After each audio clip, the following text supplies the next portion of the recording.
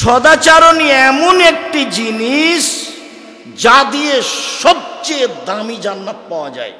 জান্নাতে যত দামি দামি জান্নাত আছে, ঘর আছে, তার সবচেয়ে যেটা দামি সেগুলো সদাচরণ দিয়ে পাওয়া যায়।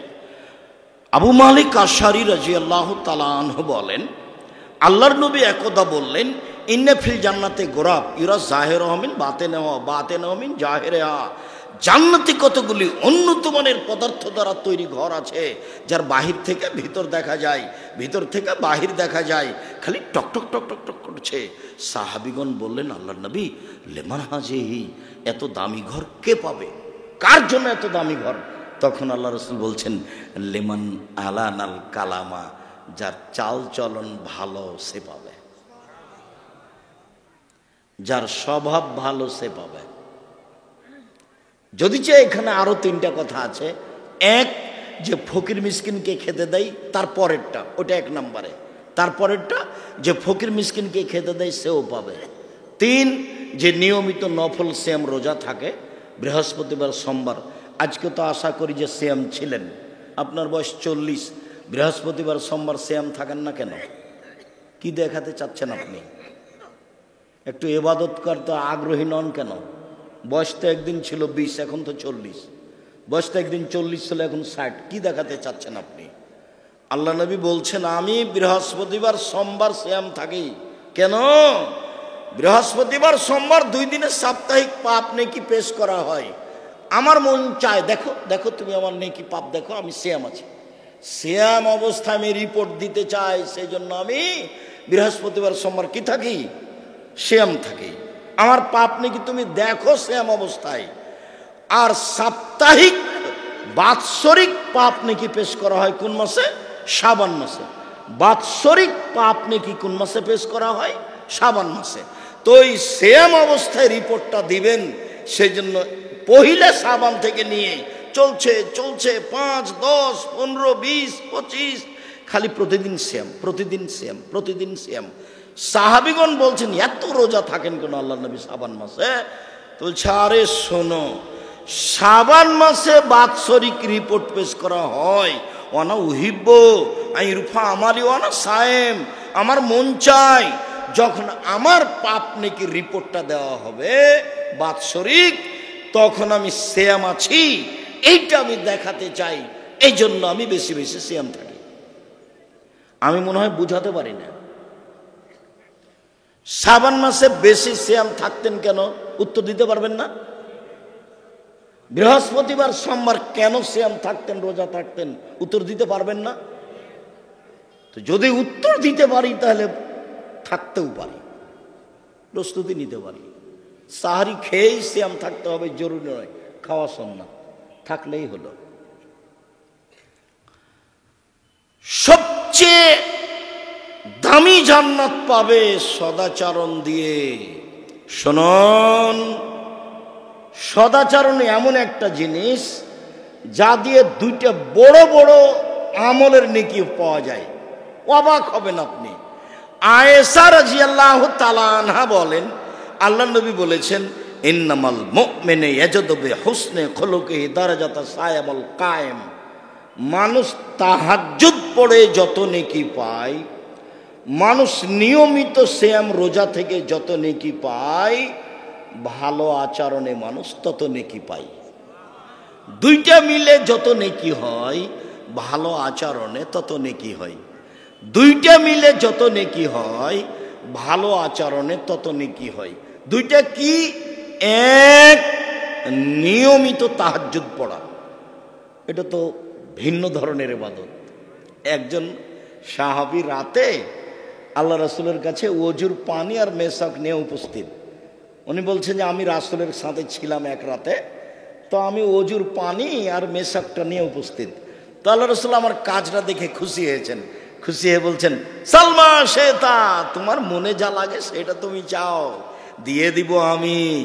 আমি খুশি হয়েছি তোমার উপরে, তোমার মনে যা চাই সেটা তুমি চাও, দিয়ে দিব তোমাকে, আমি তোমার উপরে খুশি হয়েছি। তখন লোকটা বলছে, সাহাবী বলছেন, আসআলুকা মুরাফাতাকা ফিল জান্নাতে, আমি আপনার সাথে জান্নাতে থাকতে চাই। যেমন চেয়েছেন তেমন বলেছেন, যেমন নবী বলেছেন তেমন সাহাবীও বলেছেন। তখন আল্লাহ রাসূল বলছেন আওয়া গায়রা যারিক, না না না না না না, এটা নয়, এটা নয়, এটা নয়, অন্যটা চাও, অন্যটা চাও, অন্যটা চাও। তখন সাহাবী বলছেন হোয়া জাকা, এটাই চাই, এটাই চাই। তখন আল্লাহ রাসূল বলছেন তাহলে কেমন হলো? আইন্নি বেকাসরাতি সুজুদ, তুমি একটু বেশি বেশি তাহাজ্জুদ পড়ে আমাকে সাহায্য করো। রাতে তাহাজ্জুদ পড়লে আমার সাথে থাকার সুযোগ হবে, রাতে তাহাজ্জুদ না পড়লে আমার সাথে থাকার সুযোগ হবে না। তো রাতে তাহাজ্জুদ পড়ে থাকার সুযোগ হবে, এই কথা রাসূল সাল্লাল্লাহু আলাইহি সাল্লাম বললেন। এখানে তাহাজ্জুদ তাহলে কত দামি ইবাদত, তাহাজ্জুদ তাহলে কত দামি ইবাদত। এক তাহাজ্জুদ, দুই নফল সিয়াম। ইবাদতের জগতে দামি ইবাদত হলো সিয়াম রোজা। দুইটা মিলে যত নেকি হয় সদাচরণে তত নেকি হয়, দুইটা মিলে যত নেকি হয় সদাচরণে তত নেকি হয়। এই ছেলে বসো, তোমার এত ব্যস্ততা লেগেছে, তোমার তো একটা ইতস্তবোধ লজ্জাবোধ থাকা দরকার। কয়েক মিনিট থামেন। আপনি আমাকে প্রয়োজন দেখাচ্ছেন কেন? আপনার ওইরকম প্রয়োজন তো আমি দেখতে চাই না, ওটা তো আমি পছন্দ করি না। এক পায়ে দাঁড়িয়ে থাকবেন, আমি আপনার জন্য এসেছি, আপনার কিছু না কিছু আমি উপকার করবই করবো ইনশাআল্লাহ। এখানে রাসূলের সাথে জান্নাতে থাকতে পাওয়ার একটা পথ দেখলাম, রাতে তাহাজ্জুদ পড়া। আরো দুটা পথ আছে, এক মিনিট বলে দেখায় আপনাকে। আল্লাহ নবী বলছেন মান আলা সালাসা বানাতিন, মান আলা জারিয়াতাইনে, কেউ যদি দুইটা মেয়ের লালন পালন করে, দুইটা বেটি জন্ম নিয়েছে, লালন পালন করেছে, শিক্ষা দিয়েছে, শিষ্টাচার শিখে দিয়েছে, তাহলে সেই বাপ আর আমি জান্নাতে একসাথে থাকব। দিয়ে ওয়াসারাবি সাবাবা আলস্তা দাম্মা বাইনাহুমা, মধ্যমা এবং তর্জনী দিয়ে ইশারা করলেন আর বললেন দেখো এই যে জমা হয়ে আছে, ওই দুইটা মেয়ের বাপ আর আমি মুহাম্মদ সাল্লাল্লাহু আলাইহি সাল্লাম জান্নাতে একসাথে থাকব। আরেকটা কথা এখানে আছে, সেটা হলো এই, আল্লাহ নবী বলছেন কে যদি এতিমের লালন পালন করে, এতিম, জামিয়া সালাফে প্রায় ৫,০০০ ছেলে মেয়ে পড়াশোনা করে। জামিয়া সালাফে ৩০০ জন শিক্ষক শিক্ষিকা, ইন্ডিয়ান, বাংলাদেশি, সৌদি আরব থেকে আসেন, মদিনা বিশ্ববিদ্যালয় থেকে তারা শিক্ষা দিতে আসেন। দেশের সর্ববৃহৎ সর্বোচ্চ শিক্ষা মানে শিক্ষা গুণে, শিক্ষক সংখ্যায়, শিক্ষক গুণে সবচেয়ে বড় প্রতিষ্ঠান জামিয়া সালাফিয়া, যেখানে ৩০০ জন শিক্ষক শিক্ষিকা আছেন। প্রতি মাসে বেতন লাগে ৩২ লক্ষ। জামিয়া সালাফে কেন কথাটা আসলো? ৫১৯ জন এতিম অসহায় আছে, ৫১৯ জন। ওর ভর্তির সময় থাকে ১ জানুয়ারি, ডিসেম্বরে ফর্ম দেয় আর ১ জানুয়ারি ভর্তি হয়। দেশের সর্ববৃহৎ প্রতিষ্ঠান, যেটা রূপগঞ্জ নারায়ণগঞ্জে প্রায় ১০০ বিঘা কাছাকাছি, যেটা রাজশাহীতে প্রায় ৪০ বিঘা, যেটা দিনাজপুরে সেটা প্রায় ২০ বিঘা, যেটা রাজশাহীতে মহিলা হতে যাচ্ছে সেটা ৭০ বিঘা জমির ওপরে, তার ৪০ বিঘা পুকুর আছে। দেশের সঠিক আকীদার ভিন্ন ধরনের নিজস্ব সম্পদ জামিয়া সালাফিয়া, দেশের জনগণের সঠিক আকীদার মানুষের নিজস্ব সম্পদ জামিয়া সালাফিয়া। আমার মনে বড় সাধ, আমি এই দেশের মাটিতে উন্নত মানের প্রতিষ্ঠান গড়বই গড়ব ইনশাআল্লাহ, যেখানে ছেলে মেয়ে বাংলা, ইংরেজি, আরবি উন্নত মানের শিক্ষা অর্জন করে জাতির অন্যায়ের বিরুদ্ধে লড়বে, মুখে কলমে মিডিয়ায় লড়বে ইনশাআল্লাহ। তার জীবন বাজি রেখে আমি চেষ্টা চালিয়ে যাচ্ছি, সফল হয়েছি, সফল হব আরো ইনশাআল্লাহ। দেশের সর্ববৃহৎ প্রতিষ্ঠান জামিয়া সালাফিয়া দলমুক্ত প্রতিষ্ঠান জামিয়া সালাফিয়া, সংগঠন মুক্ত প্রতিষ্ঠান জামিয়া সালাফিয়া, হিংসা মুক্ত প্রতিষ্ঠান জামিয়া সালাফিয়া, শিরক মুক্ত প্রতিষ্ঠান জামিয়া সালাফিয়া, বিদআত মুক্ত প্রতিষ্ঠান জামিয়া সালাফিয়া। দেশের শিক্ষা গুণে, শিক্ষক সংখ্যায়, শিক্ষা মানে সবচেয়ে গুরুত্বপূর্ণ প্রতিষ্ঠান জামিয়া সালাফিয়া। বলছিলাম সম্মানিত দিনী ভাই বোন, 3টে মেয়েকে শিখিয়ে দিল, শিষ্টাচার শিখিয়ে দিল, বিবাহ শাদী দিয়ে দিল। সেই বাপ আর জাহান্নাম, এই দুইটার মধ্যে অন্তরাল হবে মেয়েরা। ওইদিকে থাকবে জাহান্নাম আর এদিকে থাকবে বাপ, আর মধ্যে থাকবে মেয়েরা। মেয়েরা বলবে আমার বাপকে আগে জান্নাতে দিতে হবে, তারপরে কোনো কথা। পাপ নেকি বুঝতে চাচ্ছি না, আমাদের কথা আগে চূড়ান্ত হতে হবে, তারপরে কোনো কথা। ওরা হবে অন্তরাল, ওইদিকে জাহান্নাম, এদিকে পিতা, মধ্যে মেয়েরা। একটা মেয়ে হলে দাদি বলে ডিপিএস খুল, 2টা মেয়ে হলে বলে কি করবি, 2টা গাভী নে, মেয়ের বিবাহ দিবি না। 3টে মেয়ে হলে দাদি নানি খালা ফুফু সবাই বলে বউ তালাক দিয়ে দে। মানে কারো স্বভাব একটু ভালো নয়, ধর্মকর্ম কেউ বুঝেও না। দুঃখিত, 1 মিনিট। যখনই আল্লাহ রাসূল মেয়েদের লালন পালনের কথা বলেছেন, তখন 3টে কথা বলেছেন। 1, বিদ্যা শিখিয়ে দিল। 2, শিষ্টাচার শিখিয়ে দিল। 3, বিবাহ শাদী দিয়ে দিল। তখন মেয়ের বাপ আর আমি জান্নাতে একসাথে, এভাবে। আর কেউ এতিমের লালন পালন করলো, এতিম, তখন সেই মালিক এতিমের আর আমি জান্নাতে, তখন এভাবে একটু ফাঁকা, ফারাকা বাইনাহুম। হ্যাঁ, ওই এতিমের লালন পালন করেছে, নবীর সাথে জান্নাতে থাকতে পাবে, তবে একসাথে নয়। আমি মনে হয় বুঝাতে পারি না কথা নাকি? এতিম লালন পালন করে নবীর সাথে থাকা যাবে, তবে একটু ফাঁকা। আর মেয়ের লালন পালন করলে একসাথে, মানে জমা, জমা বাইনাহুম। আল্লাহর মেয়ে 2টাকে মিলিয়ে দিয়েছে। 10টা ছেলেকে যদি মাস্টার ডিগ্রি পাস করান, 1 পয়সা লাভ হবে না। পড়াবেন কেন? জন্ম দিয়েছেন এই জন্য, ওটা তো জিম্মেদারি। যদি না পড়ান, মানুষ না করেন, তাহলে চাপে নবগঞ্জের ভাষাতে আমও গেল, ছালাও গেল, কাঁদতে কাঁদতে 2 চোখও গেল, তখন সব কিছুই হারালো। তার মানে ওই ছেলের যাবতীয় অন্যায়ের জন্য আপনি দায়ী, ওই ছেলের যাবতীয় অন্যায়ের জন্য আপনি দায়ী। ছেলেকে লেখাপড়া শিখাবেন, মানুষ করে গড়ে তুলবেন, ওটা পিতা হিসেবে জিম্মেদারি পালন করবেন। আর মেয়েকে লালন পালন করবেন জান্নাত পাওয়ার জন্য। এত বড় সুবিধা কোনো ছেলে দিয়ে হবে না, কোনো জাতি দিয়ে হবে না। বলছিলাম সদাচরণ। সম্মানিত দিনী ভাই বোন, একটা ইবাদত, 2টা নেকি। তারপরে আরো শোনেন, অবাক হতে হবে। রাসূল সাল্লাল্লাহু আলাইহি ওয়াসাল্লাম বলেন, কেউ যদি বয়স বাড়াতে চায়, 50 বছর আল্লাহ বয়স দিয়েছে, আমি 80 বছর বাঁচব, আমার দাবি, আমি 80 বছর বাঁচতে চাই। 1, 2, কেউ যদি রুজি বাড়াতে চায়, টাকা পয়সা যা আছে তার চেয়ে আল্লাহ বেশি করে দেখ, তাহলে সদাচরণ।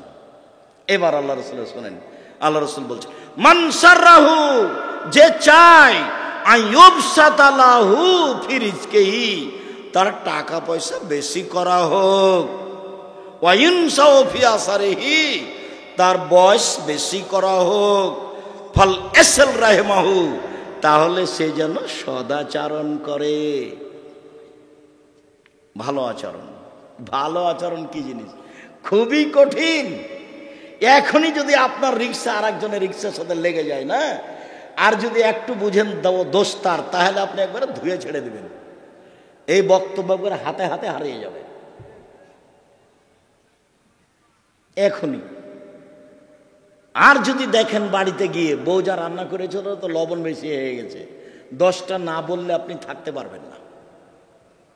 আপনার স্বভাব খারাপ হয়ে আছে আগে থেকে। স্বভাব ভিন্ন জিনিস। 1 মিনিট, এই ছেলে একটু শোনো তো, স্বভাব দেখায় কি জিনিস। আদাত, অভ্যাস, স্বভাব কি জিনিস আল্লাহ নবী বলেছেন, নিতে হবে দিতে হবে ডান হাতে, খেতে হবে ডান হাতে, পেশাব পায়খানা পানি খরচ করা ছোঁচা এগুলা কাজ কি দিয়ে? বাম হাতে। খারাপ জিনিস ধরতে হবে বাম হাতে। তো মিশরে আব্দুর রহিম করছিল, ফিলিস্তিনিদের খাওয়ার দিচ্ছিল, তো একটা প্যাকেটে করে আছে দেওয়া, একটা একটা করে প্যাকেট, অনেকগুলি মহিলা পুরুষ এসেছে, তারা প্রায় সবাই মাস্টার ডিগ্রি পাস, উচ্চ শিক্ষিত মহিলা পুরুষ। এখন আমি যতবার দিচ্ছি খালি বাম হাতে নিচ্ছে, যতবার দিচ্ছি বাম হাতে নিচ্ছে। তা আমি বন্ধ করলাম, বন্ধ করে আমি বললাম যে আল্লাহ নবী ডান হাতের কথা বলেছেন এইভাবে, ডান হাতে নিতে হবে, বাম হাত শয়তান খায়, বাম হাত শয়তান ব্যবহার করে। তো আমি যখন বললাম তখন আমার মনে হলো যে আমি যা বুঝেছি তারা আমার চেয়ে বেশি বুঝলো। তারা হচ্ছে আসল আরবি, ফিলিস্তিনের লোক, তারা হচ্ছে আসল আরবি। সব নবীর বাড়িঘর ওই ফিলিস্তিনে। দেখেন একটু পড়ে যদি বই থাকে, আবদুল্লাহর বইটা বক্তব্যের শেষে দেখবেন ফিলিস্তিন আবদুল্লাহ, ফিলিস্তিন আবদুল্লাহ, তাহলে বিস্তারিত বুঝতে পারবেন ফিলিস্তিন হলো নবী রাসূলের ঘর বাড়ি থাকার জায়গা, কবরস্থান, তারাই মূল আরবি। তা আমি যখন রাসূলের কথাগুলি হাদিস অনুবাদ করলাম তখন তারা ঠিকই বুঝলো, মনে হলো যেন আমার চেয়ে বেশি বুঝেছে। এবার যখন আবার দেওয়া শুরু করলাম বাম হাতে নিল, বাম হাতে নিল। বলেন তো কেন? অভ্যাসে আছে, ওটা টিকতে পারছে না, অভ্যাসে আছে। মানুষ অভ্যাসের দাস। এমনিতে বউকে গালি দিয়ে অভ্যাসে আছে, অথচ আল্লাহ রাসূলকে সাহাবীগণ বললেন, আল্লাহর নবী, স্ত্রীরা আমাদের কাছে কি পায়? ওরা যে আমাদের সাথে সংসারে থাকে, বাড়িঘর ঠিকঠাক করে, রান্না বান্না করে দেয়, সুবিধা অসুবিধায় থাকে, তো আমরা তাদের কি কি করতে পারি, তারা আমাদের কাছে কি পায়? তখন তিনি বলছেন, যখন খাবা তখন খাওয়াবা, অতাকসুহা মাক্তাসাইতা, যখন পড়বা তখন পড়াবা, ওলা তুকাব্বে, স্ত্রীকে কটু কথা বলবা না, গালি দিবা না, কটু কথা বলবা না, বলতে পাবা না তোমার ঠোঁটটা মোটা, বলতে পাবা না তোমার রংটা কালো, বলতে পাবা না তোমাকে দেখতে ভালো লাগে না, এরকম কোনো কটু কথা বলবেন না। অলা তাজরে বালালো, যে মুখের উপরে মারবেন না, এগুলো পায় আপনার কাছে। 5, অলা তাহাজর হাইলে ফিল বাইতে, আপনি তাকে আপনার বাড়ি ছাড়া কোথাও থাকতে দিবেন না। খালার বাড়ি যেতে পাবে না, নানির বাড়ি যেতে পাবে না, মায়ের বাড়ি যেতে পাবে না, জরুরি প্রয়োজন ছাড়া বাড়ি ত্যাগ করতে পাবে না। বাজার তো বহু দূরের কথা, পুরুষ তার স্ত্রীকে বাজার যেতে বলেছে, ওর ভিতরে ওর শরীরে রক্ত নাই, সবই পুজ। ওরকম পুরুষ স্বামী, তার আত্মমর্যাদা বলে কোনো জিনিস নাই, সারাদিন বউটা পুরুষের সাথে ধাক্কা খাচ্ছে, একটুকু তাকে খারাপ লাগে না, একটুকু খারাপ লাগে না। আত্মমর্যাদা বলে তার ভিতরে কোনো কিছুই নাই, কেমনে তার চলে? আমরা যদি রাস্তাঘাটে কোনোদিন কারণবশত যাই, রিক্সাতেই যদি যাই, যদি একটু রিক্সার হাত পা একটু ঠেকে যায় বোরকার সাথে, তাহলে মনে হলো যে অজ্ঞান হয়ে যাবো মনে হয়। দিন রাত বাজার করছে, আপনি এসেছে, আপনার বউ এসেছে, ওই যে জিনিস কিনছে এখন, ওটা আপনার বউ না, ওটা আপনার মেয়ে। ওটা কি হিন্দুর মেয়ে? ওটা হিন্দুর মেয়ে। আপনার শরম হয় না কেন? আপনার লজ্জা হয় না কেন? আপনার হায়া হয় না কেন? আপনি কিসের বাপ? বাপ কাকে বলে? এ দেখেন, বাপ মানে আল্লাহ মাহা শিক্ষা দিয়েছে, ওয়াদ্দাবাহা শিষ্টাচার শিখিয়ে দিয়েছে, আহসানা ইলাইহা তার সাথে ভালো আচরণ করেছে, যাওয়াজাহা তাকে বিবাহ দিয়ে দিয়েছে, তার নাম বাপ। মা কাকে বলে? এটা হলো বাপ। মা কাকে বলে? মা হলো জাবের বলছেন, আল্লাহর নবী, আমার আব্বা উহুদের যুদ্ধে শহীদ হয়েছেন 9 জন মেয়ে রেখে, আমার 9 জন বোন আছে। আল্লাহর নবী, আমার আব্বা উহুদের যুদ্ধে শহীদ হয়েছেন 9 জন মেয়ে রেখে, আমার 9 জন বোন আছে। আমি বেশি বয়সের মেয়ে বিবাহ করেছি 4টা কারণে, আমি কম বয়সের মেয়ে বিবাহ করিনি। আপনি তো বলছেন জাবের কুমারী কম বয়সের মেয়ে বিবাহ করলে না কেন? তুমি তার সাথে খেলতে ও তোমার সাথে খেলতো, তুমি তার সাথে খেলতে ও তোমার সাথে খেলতো। আপনি তো এই কথা বললেন, কিন্তু ঘটনা হচ্ছে আমার আব্বা ওহুদের যুদ্ধে শহীদ হয়েছেন 9 জন মেয়ে রেখে, আমার 9 জন বোন আছে। আক্রাহু আন আতাজাওয়াজা মিসলাহুন্না, আমি 4টা কারণে তাদের মতো কম বয়সের কম বুদ্ধির মেয়েকে বিবাহ করা পছন্দ করিনি। 4টা কারণে তাদের মতো কম বয়সের মেয়েকে বিবাহ করিনি। 4টা কারণে তাদের মতো কম বয়সের মেয়েকে বিবাহ করিনি। 1, লে তুয়াল্লিমাহুন্না, আমার স্ত্রী যেন আমার বোনদেরকে বিদ্যা শিখাতে পারে। 2, বলে তুয়াদ্দেবাহুন্না, আমার স্ত্রী যেন আমার বোনদেরকে শিষ্টাচার শিখাতে পারে। 3, বলে তুরাজ্জালাহুন্না, আমার স্ত্রী যেন আমার বোনদের মাথার চুল চিরুনি করে সাজগোজ করে পরিপাটি করে রাখতে পারে। 4, বলে তাকুমা আলাইহিন্না, আমার স্ত্রী যেন আমার বোনদেরকে পাহারা দিতে পারে। 1, মা মানে বিদ্যা শিখিয়ে দিবে। 2, মা মানে শিষ্টাচার শিখিয়ে দিবে। 3, মা মানে বাচ্চাকে সাজগোজ করে পরিপাটি করে রাখবে। 4, মা মানে বাচ্চার পাহারা দিবে, পাহারাদার। তো এখন তো আপনার মেয়ে ক্লাস 10-এ পড়ে, ওই যে জিলাপি কিনছে, ও তো ক্লাস 7-এ বইলে 3টা বাচ্চা হতো। বলেন ওর পাহারাদার কে? ওর পাহারাদার শয়তান। আর পাহারা কে দিবে? আল্লাহ নবী তো বলছে যে আপনার স্ত্রী। শিষ্টাচার কি জিনিস? বাড়িতে যে দেখবেন আপনার মেয়ের নখটা বড় আছে, নখে নেইল পালিশ আছে। ইহুদি খ্রিস্টানদের পতিতালয়ের মেয়েদের বৈশিষ্ট্য হচ্ছে নখে নেইল পালিশ দেওয়া। ইহুদি খ্রিস্টানদের পতিতালয়ের মেয়েদের বৈশিষ্ট্য হচ্ছে নখে নেইল পালিশ দেওয়া। তো আপনার মেয়ের নখ বড় আছে, নখে নেইল পালিশ আছে, বলেন তো শিষ্টাচার কাকে বলে? শিষ্টাচার কি জিনিস? আপনার স্ত্রীর সামনে আপনার বাচ্চা বাম হাতে গিলাস ধরে পানি খায়, বলেন তো শিষ্টাচার কি জিনিস? আপনার স্ত্রী আপনার বাচ্চাকে এমনিতেই শোয়া দেয় দিনে রাতে, অথচ ডান কাতে শোয়াতে হবে দোয়া পড়ে, বলেন তো শিষ্টাচার কি জিনিস? আপনার বাচ্চাকে আপনার স্ত্রী এমনিতে দুধ খাওয়ায়, বিসমিল্লাহ বলে না। আল্লাহ নবী বলছেন মা যতবার বিসমিল্লাহ ছাড়া বাচ্চাকে দুধ খাওয়াবে ততবার শয়তান খাবে, নিশ্চিত খাবে, অবধারিত খাবে, খাবেই খাবে। আল্লাহর নবী বলেছেন খাবে, অতএব খাবেই। আপনার স্ত্রী একদিনও বিসমিল্লাহ বলে না, বলেন তো শিষ্টাচার কি জিনিস? আপনার বাড়ির দরজাটা আপনার স্ত্রী বন্ধ করে, বিসমিল্লাহ বলে না, বলেন তো শিষ্টাচার কি জিনিস? আপনার বাচ্চাকে সন্ধ্যার সময় আপনার স্ত্রী বাহিরে নিয়ে চলে যায়, উঠানে নিয়ে যায়, ছাদের উপরে নিয়ে যায়। আল্লাহ নবী বলছেন সূর্য ডুবার সময়তে বাচ্চাকে বাইরে নিবা না, কেননা ওই সময় শয়তান চলাচল করে। বাচ্চাকে দেখলে বাচ্চা রাতে কান্নাকাটি করবে, বহন করবে, আপনার স্ত্রী বুঝে না, বলেন তো শিষ্টাচার কি জিনিস? ডান হাতটা বাচ্চার আগে গায়ে ঢোকাতে হবে, বলেন তো শিষ্টাচার কি জিনিস? ডান পায়ের জুতাটা বাচ্চাকে আগে দিতে হবে, বলেন তো শিষ্টাচার কি জিনিস? পেশাব পায়খানা ঢোকার সময় তো দোয়া পড়তে হবে, বলেন তো শিষ্টাচার কি জিনিস? বের হওয়ার সময় তো দোয়া পড়তে হবে, বলেন তো শিষ্টাচার কি জিনিস? শিষ্টাচার কাকে বলে? আপনার বউকে দেখলে মনে হয় ও একজন হস্তিনী মহিলা, ও একজন হস্তিনী মহিলা। এ দিয়ে আপনি সংসার করছেন কিভাবে? আমি তালাক দিতে বলিনি, আপনি পরামর্শ দেন, বুঝান।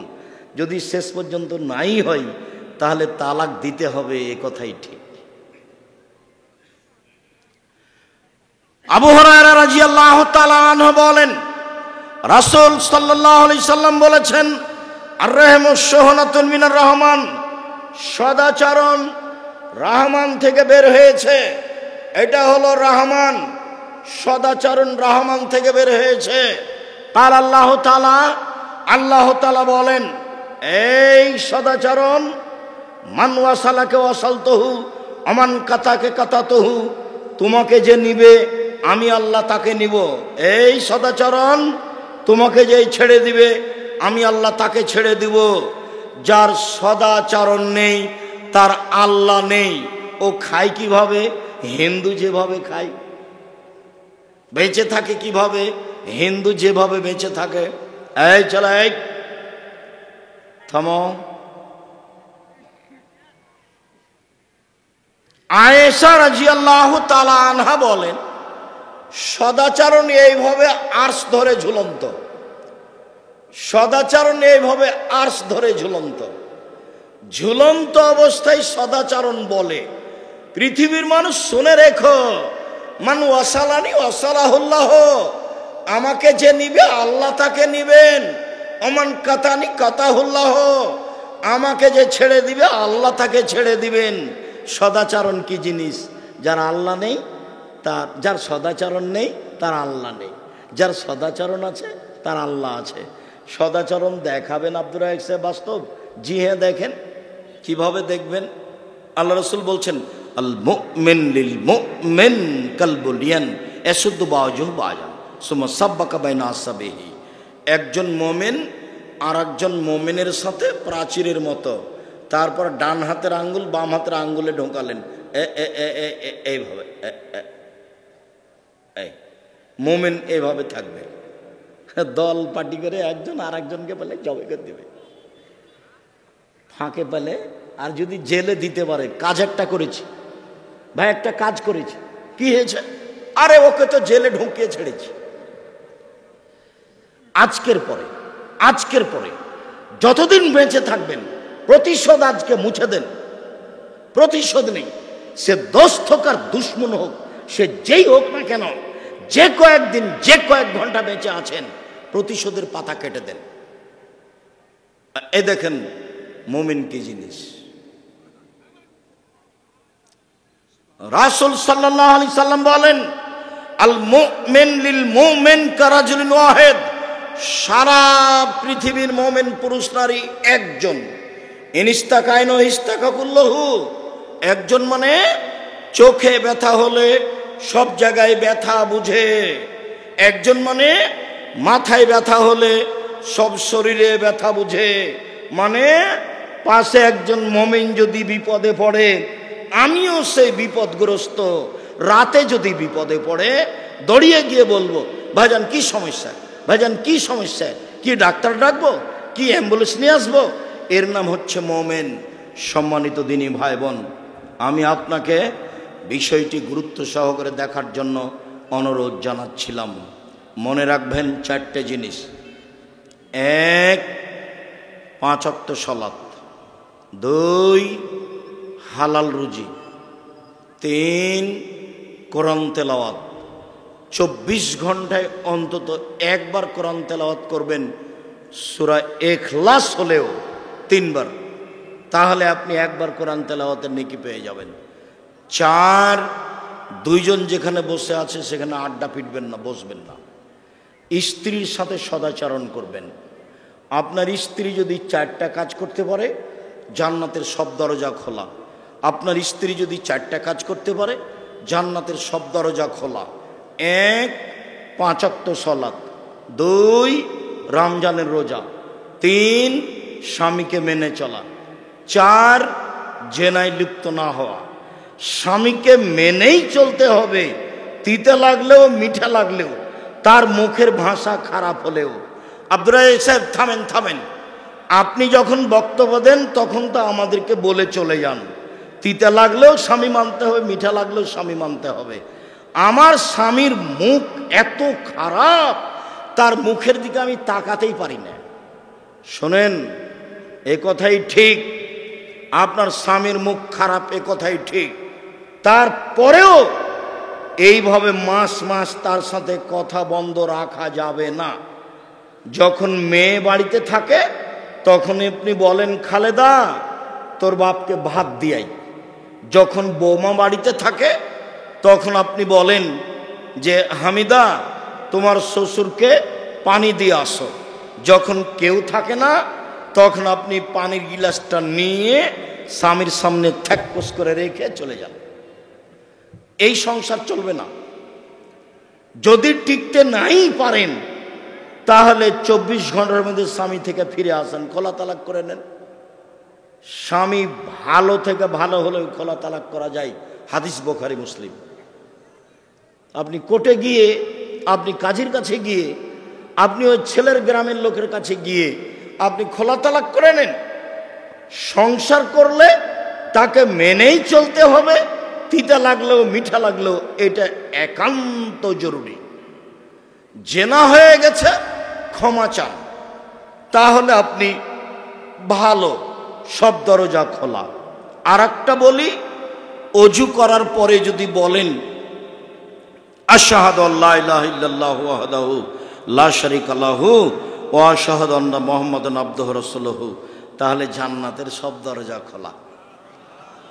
আল্লাহুম্মা জাল্লা মিনাত তাওয়াবিন ওয়া জাল্লা মিনাল মুতাতাহহিরিন বললে সব দরজা খোলা হবে না, নেকি হবে।